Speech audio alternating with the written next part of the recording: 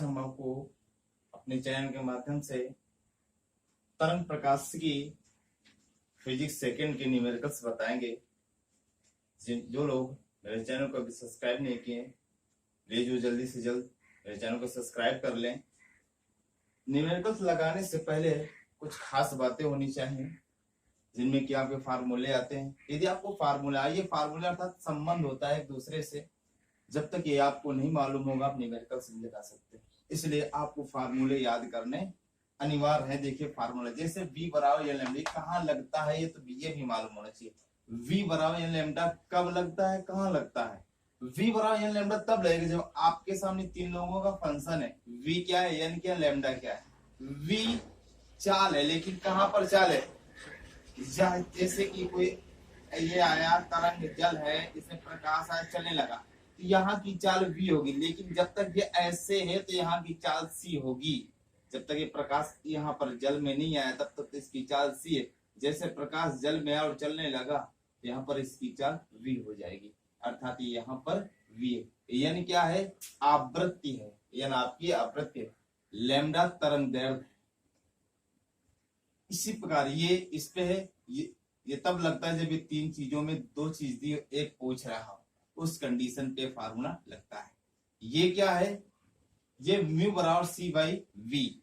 सी क्या है? सी है प्रकाश की चाल, वी है माध्यम की चाल। मतलब कोई माध्यम लगा हो, प्रकाश तो बिना माध्यम के जमीन पर आता है, विकिरण के माध्यम से। लेकिन यदि वी क्या है, इसके लिए माध्यम की आवश्यकता होती है। म्यू क्या है? यह अपवर्तनांक है। अर्थात आपको मालूम हो गया कि प्रकाश की चाल और माध्यम की चाल में संबंध का फार्मूला होता है म्यू बराबर सी बाई बी। इसीलिए इसका अपवर्तनांक का मात्रक नहीं होता है, क्योंकि प्रकाश का भी मात्रक मीटर पर सेकंड, इसका भी मात्रक मीटर पर सेकंड, दोनों कैंसिल हो जाएंगे, इसलिए मात्रक नहीं होता है। ये तब लगता है जब इन तीनों में एक पूछ रहा हो, दो दिया हो। ये धारी की चौड़ाई, अर्थात चौड़ाई को बीटा से प्रदर्शित करते, चौड़ाई lambda D by D. Lambda क्या है? ये तरंग दैर्घ्य है। ये क्या है? ये पर्दे से दूरी है। ये क्या? झिर्रियों की बीच की दूरी है, जो स्लिटों की S1 और S2 की बीच की दूरी होती है। ये धारी की स्थिति है, यंत्र मतलब यनिमी स्थित है। यन क्या है? नंबर, मतलब पूछा जाए आपसे चौथा, पांचवा, छठवा, पहला यन है। डी पर्दे की बीच की दूरी है। लैम्डा तरंग दैर्घ्य, ये झिर्रियों के बीच की दूरी है। गहराई के लिए धारी, यदि गहराई के लिए पूछे धारी, तब क्या होता है? 2n - 1 D lambda by 2d। यहाँ पर भी n नंबर है, d क्या है? d आपका है पर्दे से दूरी, लैम्डा तरंग दैर्घ्य, d स्लिटों की अर्थात झिर्रियों के बीच की दूरी।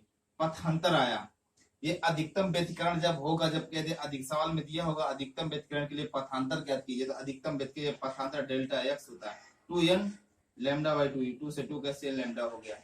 न्यूनतम व्यतिकरण के लिए पथांतर D lambda delta x equal to 2n + 1 lambda by 2। ये माइलस का नियम, I बराबर I naught cos square theta. I क्या है? ये तीव्रता है, प्रकाश की तीव्रता। I नॉट क्या है? प्रारंभिक तीव्रता होती है। ये कोण है, विभेदन सीमा थीटा। दूरदर्शी की विभेदन सीमा क्या होती है? Theta equal to 1.22 lambda by D. Lambda क्या है? तरंग दैर्घ्य, डी स्लिटों के बीच की दूरी। यहाँ पर ये ये है पथांतर, ये भी है इस प्रकार से है, D lambda equal to plus minus lambda by C V. ये यू है, सॉरी यू का यू मतलब वेग है। ये तरंग दैर्घ्य, ये प्रकाश की चाल है, ये फ्रेनल दूरी है।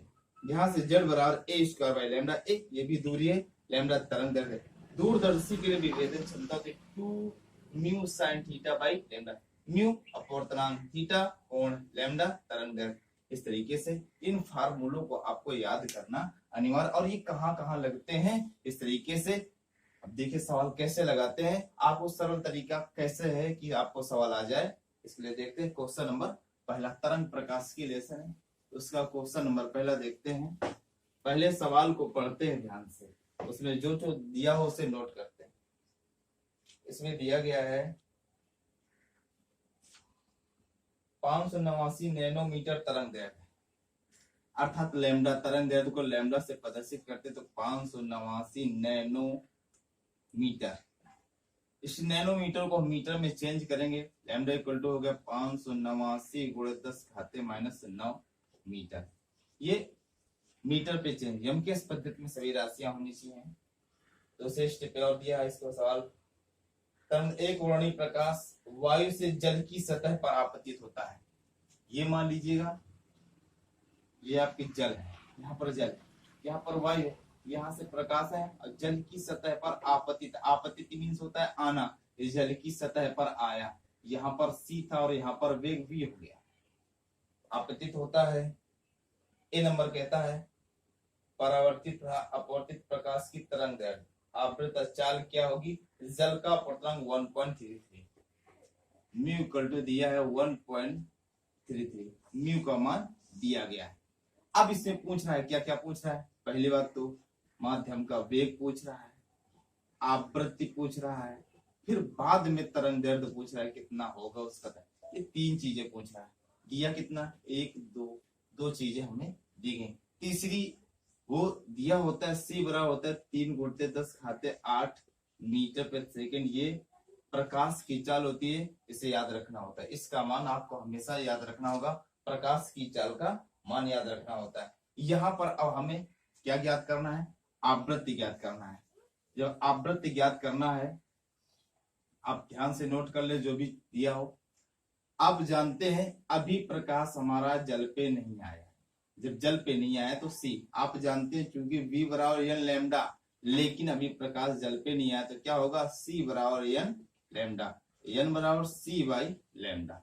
तो एन सी की वैल्यू आप जानते हैं, सी बराबर क्या था 3 गुणित 10 घाते 8 मीटर प्रति सेकंड।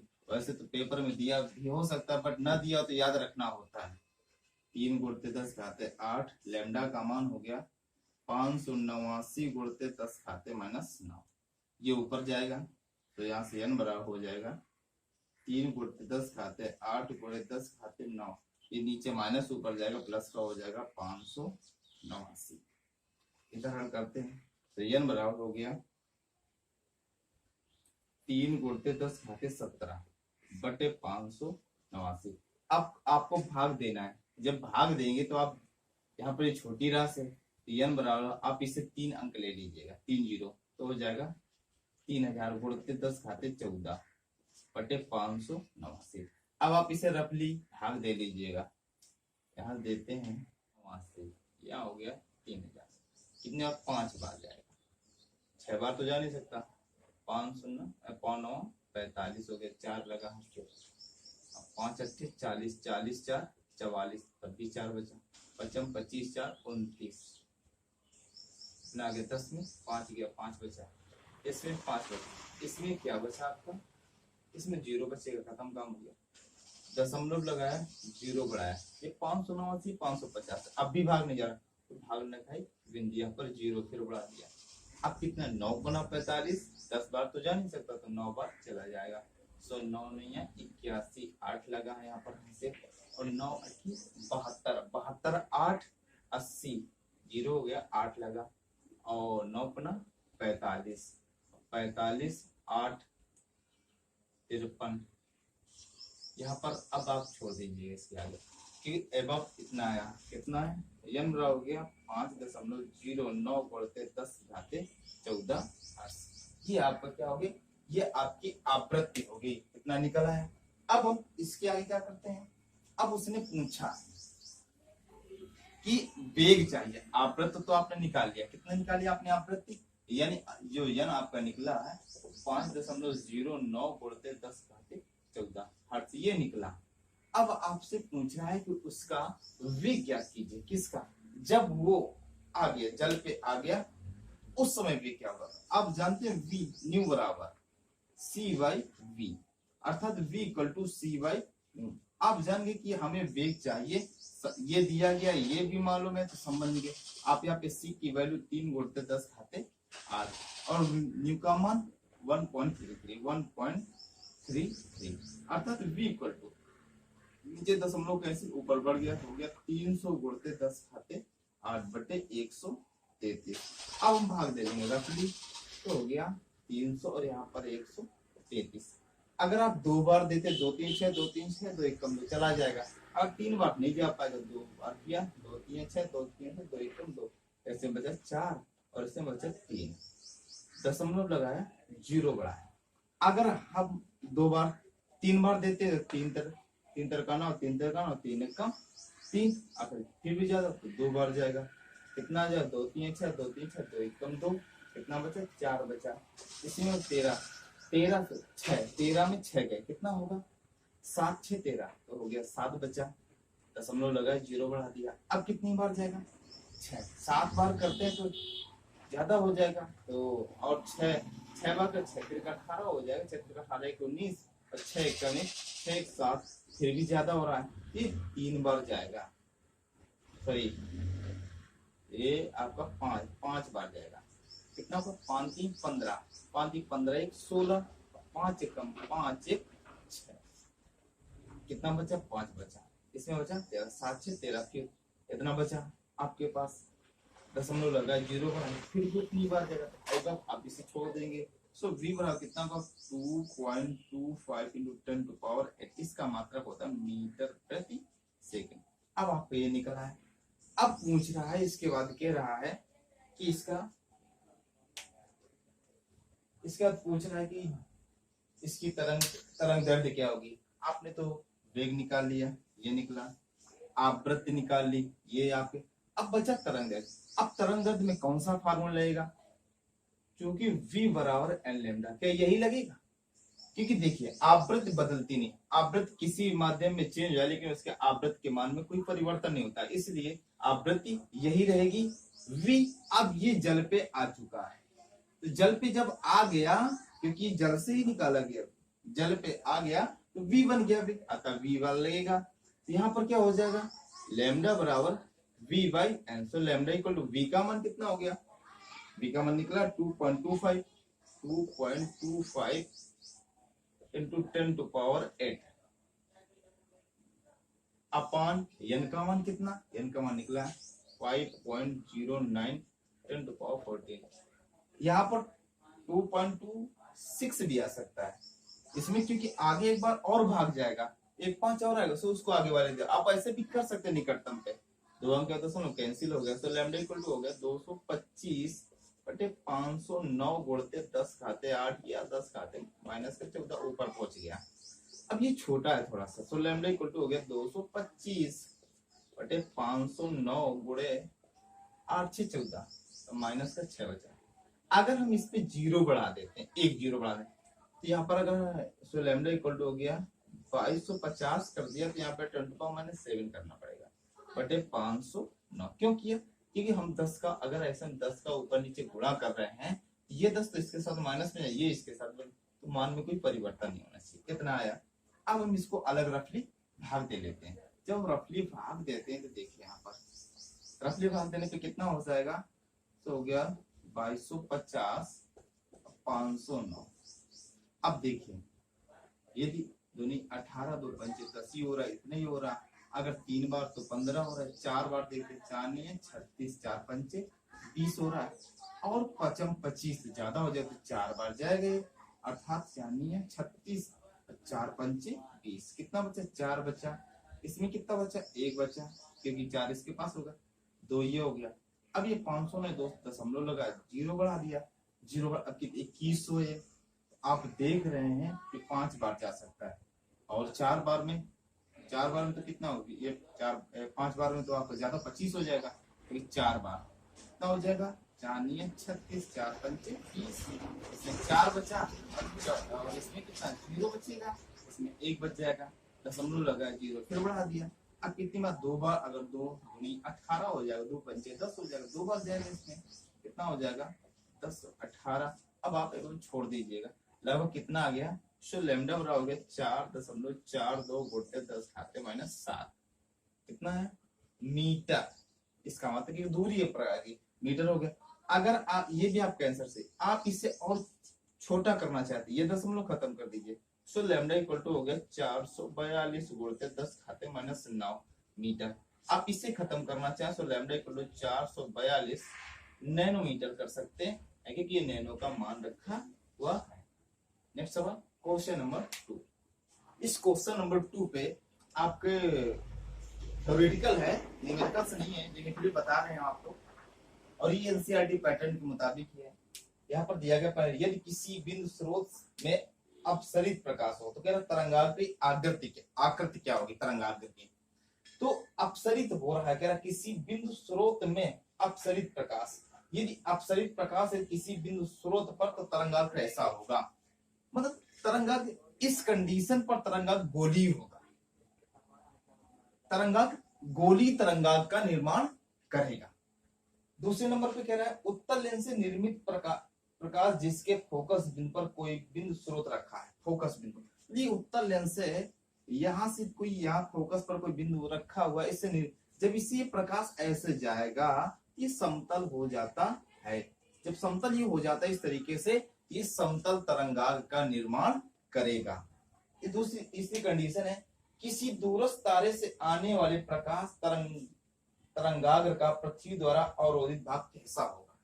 किसी दूर तारा, मान लो यहाँ पर तारा बहुत दूर है, यहाँ से पृथ्वी तक आने पर एक कोई एरिया छोटा, उसका छोटा भाग होगा तो वो लगभग समतल दिखाई देगा वहां से, इसलिए ये इसका भी भाग समतल होगा, छोटे क्षेत्र तरंगाग्र जो होगा छोटे भाग का वो भी 3 दिया गया है किताब में। नंबर 1 कांच का अपवर्तन 1.5, कांच का अपवर्तन वैसे तो एएनजी हवा के सापेक्ष कांच का एएनजी कर सकते हैं, म्यू भी कर सकते हैं, 1.5 दिया गया, कांच का अपवर्तन दिया गया। कांच से कांच में प्रकाश की चाल क्या होगी, निर्वात में प्रकाश की चाल दी गई, जब इसमें दिया इस सवाल पे दिया गया, अर्थात सी का मान दिया गया 3 × 10⁸ मीटर प्रति सेकंड, किताब में यूनिवर्स पे दिया लेकिन मैंने प्रति पे लिख दिया है, ये दिया गया है। अब कह रहा है कि पूछ रहा है इसके कांच में प्रकाश की चाल, अर्थात भी पूछ रहा है, क्योंकि आप देख ये निर्वात का मतलब हवा जहां पर कोई आधार ना हो, ये प्रकाश है, कांच यहाँ पर है, ये अभी निर्वात पे ही है, तो यहाँ पर क्या हो गया सी हो गया, जैसे कांच को इसने संपर्क किया यहाँ पर इसका वेग, क्योंकि ये ऐसे फैल जाएगा इस पे कांच पे, तो यहाँ पर इसका वेग v हो गया। अब क्या हो गया, तो इसमें आप जानते हैं हमने आपको फार्मूला लिखाया था, म्यू बराबर होता है सी बाई वी, अर्थात v इक्वल टू हो गया सी बाई म्यू, सी की वैल्यू 3 × 10⁸ 8, म्यू क्या है, म्यू का मान दिया अर्थात 1.5, दशमलव खत्म 0 बड़ा, तो v इक्वल टू हो गया 30 × 10⁸8 बटे 15, 15 दूनी 30, v हो गया 2 × 10⁸8 मीटर प्रति सेकंड, ये आपकी चाल हो गई 3 का ए नंबर। अब 3 का बी नंबर क्या कहता है, 3 का बी नंबर कह रहा है क्या कांच में प्रकाश की चाल प्रकाश के रंग पर निर्भर करती है, यदि हाँ तो लाल तब बैंगनी रंग में, लाल और रेड और बैंगनी, लाल और बैंगनी रंग में कौन सा रंग कांच के प्रिज्म में धीमा चलता है, कौन सा कांच के उसे धीमा चलेगा। यहाँ पर पहले की बात ये आ गई, क्या कांच में प्रकाश की चाल प्रकाश के रंग पर निर्भर करती, नहीं निर्भर करती, प्रकाश के जो होती चाल होती है, जो चाल वो रंग पर निर्भर नहीं करती, अपवर्तनांक निर्भर करता है रंग पर। ये बी नंबर इसका, उसने कहा कि ये लाल और बैंगनी हैं, ये कहां पर चल रही हैं, कांच पर चल रही हैं, तो कह रहा कौन धीमा चलेगा, और ये भी पूछा क्या प्रकाश का रंग कांच के वेग प्रकाश का रंग वेग पर निर्भर करता है, तो नहीं निर्भर करता है, वेग पर निर्भर नहीं करता, अपवर्तनांक पर निर्भर करता है। अपवर्तन तो कोची का सूत्र होता है, तो कोची के सूत्र के अनुसार उनके अनुसार क्या अपवर्तनांक पर जब निर्भर करता है बराबर हो गया a + a उसका a बटे लैम्डा स्क्वायर पर डॉट डॉट, इस प्रकार कोची का सूत्र होता है। इस सूत्र के मुताबिक जब ये निर्भर करता तो आप जानते हैं v जो होगा v अनुक्रमानुपाती लैम्डा स्क्वायर, v अनुक्रमानुपाती लैम्डा स्क्वायर, अर्थात वेग जो निर्भर करेगा किसके, तरंग दैर्ध्य पर निर्भर करेगा।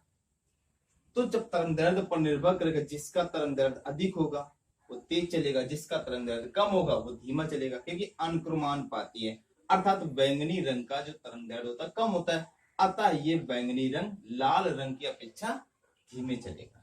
क्वेश्चन नंबर, बात आई कि ये कैसे निर्भर करेगा इस पर, ये इस पर कैसे निर्भर करती है? आपने कह दिया कि तो मैंने बताया कोची का सूत्र होता है a plus A by lambda square plus A बटे लैम्डा की पावर 4 डॉट डॉट। यहाँ पर आप ए बी सी भी लिख सकते हैं इस तरीके से। आप जानते हैं क्या, c बाई वी होता है बराबर a प्लस ए बटे लैम्डा स्क्वायर डॉट डॉट, अर्थात ये इसके अनुपाती, ये ऊपर ऊपर का, अर्थात v अनुपाती लैम्डा स्क्वायर, इसलिए ये लैम्डा स्क्वायर इसके अनुपाती हुआ।